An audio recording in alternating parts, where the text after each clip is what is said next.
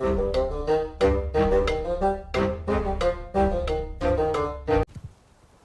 and welcome back to the Critically Clueless. I'm a Monk, and today we're in Mountain Blade 2 Bannerlord with yet another tips and tricks video. The tips and tricks inside this video range from beginner of the game to mid-game help level. Hopefully you come out of this video with at least one more piece of knowledge than you did going in. And if you happen to enjoy what you watch, don't forget to hit that like button and subscribe to the channel. We also have an active and growing Discord. The link for that is down in the description, guys. So if you want to jump in and ask your own question and get a direct answer, the link is there for you down in the description. Tip number 1 is, did you know that you can actually disband other people's armies within your kingdom? That's whether you are leading the kingdom or just a vassal of the kingdom. For a fixed amount of influence, you can disband any army that is formed. Normally, it will cost you 30 influence in order to disband it. So for instance, if someone else happens to have your own companion or party members from your clan in their army and you wanted to recruit them to your army, because of course that means it's free influence in order to form an army, then it only costs you 30 influence, in my case 15 influence, to disband that army, meaning you can recruit whoever you want to your own army. Tip number 2 is, did you know you can actually hold more troops than you're actually allowed to command? Just because you have a set troop limit doesn't mean that's all you can hold. Yes, you can have excess.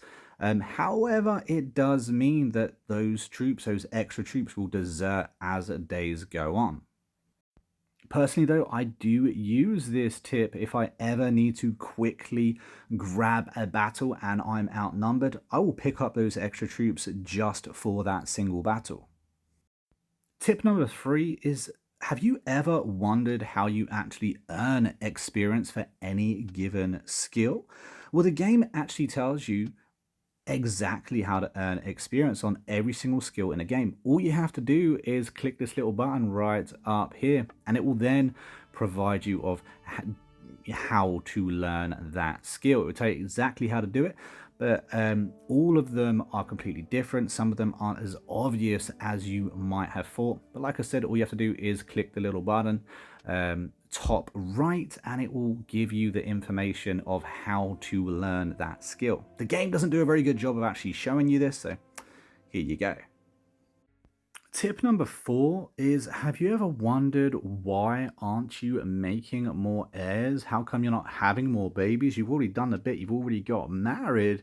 Time's ticked on now and it hasn't popped up saying that your significant other happens to be pregnant. Well, this little perk here can make it 30% more likely to get pregnant or to have offspring. It's an absolutely brilliant perk, and I happen to pick up on every single character I ever play. I recommend you do the same if you want a huge clan. Tip number 5 is, did you know that you can actually become the ruler of one of the already established kingdoms in the game?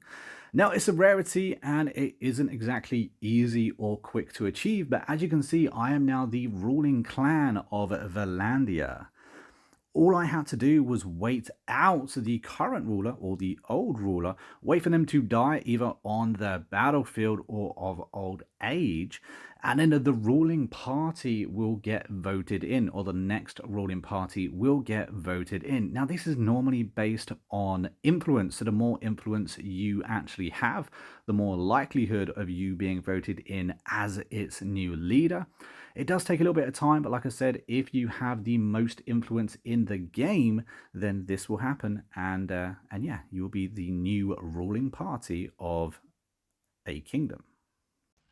Tip number 6, did you know that you can actually see how much HP you actually have, how many hit points you actually have? All you have to do is hover over your health and it will tell you exactly how many hit points you have. Now, when you very first start this game, you are going to have 100 hit points. But if you actually level the right things, you can grab up extra hit points along your travels, and you can keep track of just how many hit points you've got, which I find quite helpful. Tip number 7, did you know that you can actually recall your party members? Now, I don't know about you, But I make a load of caravans, I make a load of parties. Those caravans, those parties get destroyed, my companions end up getting captured, and then I get a message saying they escaped, saying that they are waiting for me at so-and-so place. Many times I have brought up that encyclopedia, found out exactly where they are staying, and travelled to that place in order to get them back into my party. However, all I have to do is hit a simple button in the clan menu, and hey presto, they will come to me. I don't actually have to track them across the whole of the continent. I just have to wait a little bit of time and they will come to me. How easy is that? This is a tip that I kind of wish I knew a hell of a lot sooner. Now that brings me on to tip number 8, and this is a bit of a bigger tip and it needs a little bit more of an explanation. Now smithing is something that I do an awful lot. I like money. Smithing's one of the best ways to make money. I happen to use all of my companions to help me get a smithing empire. And as you can see, my main character is very proficient in smithing. I can make a very nice sword and it sells pretty bloody well. These are the stats that I'm going to get through this sword. Not bad, not the best, but not bad. However, what I didn't know is if I was to pick someone of a lesser skill who perhaps shouldn't be able to make the sword, at least of the quality in which my main character can, I can make the sword. Yes, I get some debuffs in its actual stats, but I'm also making a sword that I shouldn't be able to make. So I'm getting masses of XP on my character through this, which is really good. This is one of the quickest ways to level up a companion character in smithing, is to, have the sword set up, unlock all the parts on your main character. Hey presto, come along with a weaker character, someone that you want to have good at smithing, and look at all that experience go. This is also a really extra way to cheese a couple of extra levels on a companion. This happens to be my brother and my sister that I'm doing this on, but it works out quite well. Now we're going to continue smithing here. We're going to make as many of these swords as we possibly can. We're going to use all of our companions to do so. Now, my companions, as you can see, they are making this sword at different values. So, the points, the stats on the sword aren't all the same. However, if I go into trade and go down to all of those swords that you just saw me make, you can see they all sell for the same price. Now, before I realized that, what I was doing is I was resting every single time my main character run out of smithing energy, and then obviously rinse and repeat. This took a long time, but as you can see, the quality of sword, as in the price of every sword, does not change no matter who's crafting it, as long as I have unlocked those parts and the ability to craft the sword. So this for me is just an absolute massive hack. And finally, we are on to tip number 9. Again, this final tip does need a little bit more of an explanation and a little bit more of a demonstration, so that's exactly what I'm going to give you guys. Now, we are attacking a castle and we are setting up our siege camp.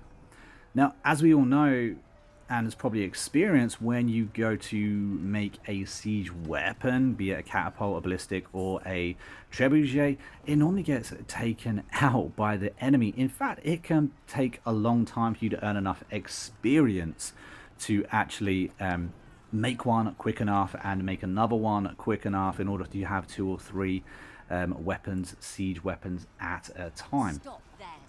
And this can mean, unfortunately, you guys rushing your sieges, in other words, attacking while the walls are still up, attacking while there's still siege weapons in place. And this is just absolutely no good. But as you just saw, just before this person rudely interrupted and I had to simulate a battle, you can actually move your siege weapons into reserve. All you have to do is click on them once they're completed and boom, add them into reserve. Now let's just keep all of these guys prisoners and fast forward a little bit for you guys. Now, continuing the siege. So once you've continued the siege and you have another catapult or whatever building, as soon as it has built, stop time, pause time. Then click on the instrument that you've just made and go to move that to reserve. I would recommend building up for catapults, for trebuchets, whatever it is you want to or like making, and then set them all out at the same time, so you have 4 siege weapons attacking the castle at the same time. What that's going to mean is it actually gives you a chance to take care of the enemy catapults, to have a go at the enemy wall, meaning you'll actually be able to siege that castle or that town a hell of a lot easier than you did before. But that is the end of this video, guys. Hopefully one of these tips has helped you out somewhere along the line. If it has, let me know down in the comments. Be very glad to know which tip actually helped you out. And if you have a tip that I haven't mentioned in any of my videos, I believe this is the 5th tips and tricks video I've actually done, then drop that down in the comments as well, because, you know, the more information we all know as console players, the absolute better. Also, I'd like to throw a special thanks to anyone that's watched this video to the very end. Honestly, I massively appreciate it. It's a great way to support the channel, and I appreciate you.